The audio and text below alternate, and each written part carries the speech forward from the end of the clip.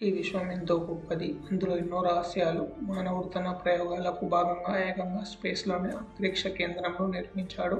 ఇది ఇప్పటి వరకు మానవుడు చేపట్టిన అతిపెద్ద పరికరం ఇదే. దీనిని ఎందుకు నిర్మించారు?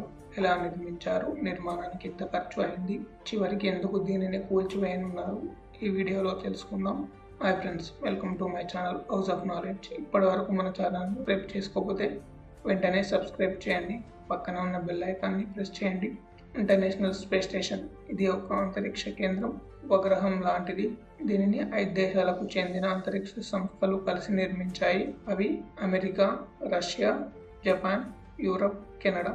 దీని పొడవు 108 మీటర్లు, బరువు సుమారు 420 టన్నులు ఉంటుంది.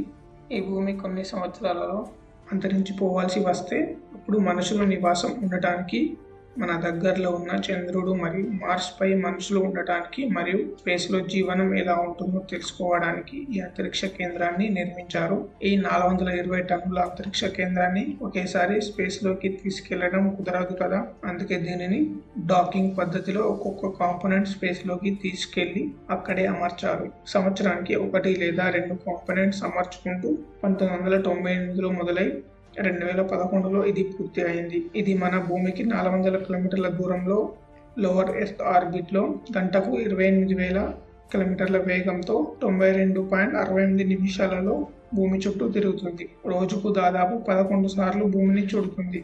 దీనికి అమర్చిన సోలార్ ప్యానెల్స్ ద్వారా పవర్ అందుతుంది. భూమిలో శాస్త్రవేత్తలతో కమ్యూనికేషన్ కోసం దీనికి శాటిలైట్ నుండి ఇంటర్నెట్ కూడా అందుతుంది. ఈ ఇంటర్నేషనల్ స్పేస్ స్టేషన్కి మొట్టమొదటిసారిగా అమెరికాకు చెందిన ఆస్ట్రోనాట్ విలియం షెపర్డ్ మరియు రష్యాకి చెందిన cosmonauts Yuri Gidzenko and Sergei Krikalev Russian spacecraft Soyuz ద్వారా 2000 సంవత్సరం నవంబర్ 2వ తేదీన వెళ్లారు. ఈ ఇంటర్నేషనల్ స్పేస్ స్టేషన్కి తరచుగా సైంటిస్టులు 6 నెలలకు ఒకసారి వెళ్ళి అక్కడ పరీక్షలు చేస్తుంటారు. ఒక బ్యాచ్ సైంటిస్ట్స్ అక్కడికి వెళ్ళారంటే 6 నెలల పాటు అక్కడే ఉండి పరీక్షలు చేస్తారు. ఇప్పటి వరకు ఈ ఇంటర్నేషనల్ స్పేస్ స్టేషన్కి 20 దేశాల నుండి సుమారు 250 మందికి పైగా అక్కడికి వెళ్లారు. ఈ సందర్శకులలో ఆస్ట్రోనాట్స్, కాస్మోనాట్స్, స్పేస్ టూరిస్ట్స్ మరియు రీసెర్చర్స్ ఉన్నారు. ఇంటర్నేషనల్ స్పేస్ స్టేషన్కి వెళ్లే ముందు వాళ్ళకి సుమారు 2 సంవత్సరాలు ట్రైనింగ్ ఇస్తారు. ఈ ట్రైనింగ్లో వాళ్లకు space science, technology, space craft systems, ISS systems, rocket ఎలా నడపాలి, ఒక పెద్ద స్విమ్మింగ్ పూల్లో స్పేస్ వాక్ ఎలా చేయాలో, మైక్రోగ్రావిటీని ఎలా తట్టుకోవాలో, ఎమర్జెన్సీ వస్తే ఏమి చేయాలి, physical fitness, mental health, food ఎలా తినాలి, వాటర్ ఎలా త్రాగాలి, ఇంకా ఎన్నో ట్రైనింగ్ ఇస్తారు. వీరు ఎలాంటి ఫుడ్ తింటారంటే thermostabilised, dehydrated, freeze dried foods, అది ప్యాకెట్స్లో స్టోర్ చేసి ఉంటుంది.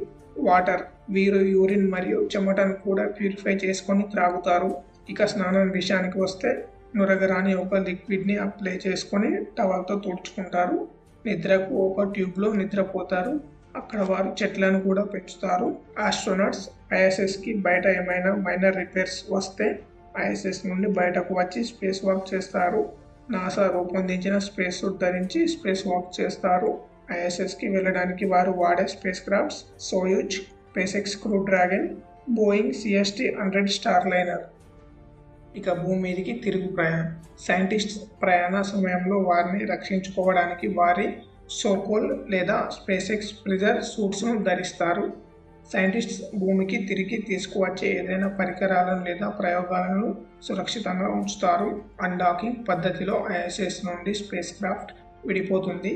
కొంచెం సమయం అయ్యాక స్పేస్ క్రాఫ్ట్కి ఉన్న 3 క్యాప్సూల్స్ విడిపోతాయి. అందులో డీసెంట్ క్యాప్సూల్లో ఆస్ట్రోనాట్స్ ఉంటారు. మిగతా 2 క్యాప్సూల్ స్పేస్లో బర్న్ అవుతాయి.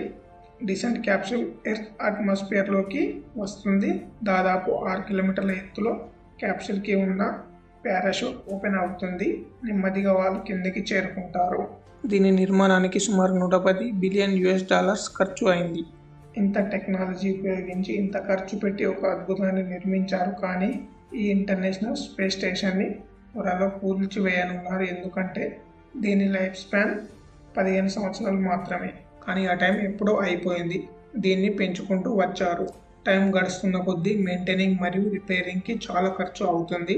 2030లో ఇంటర్నేషనల్ స్పేస్ స్టేషన్లో మోడ్యూల్స్ షట్ డౌన్ చేసి పసిఫిక్ ఓషన్లో కూల్చేస్తారు.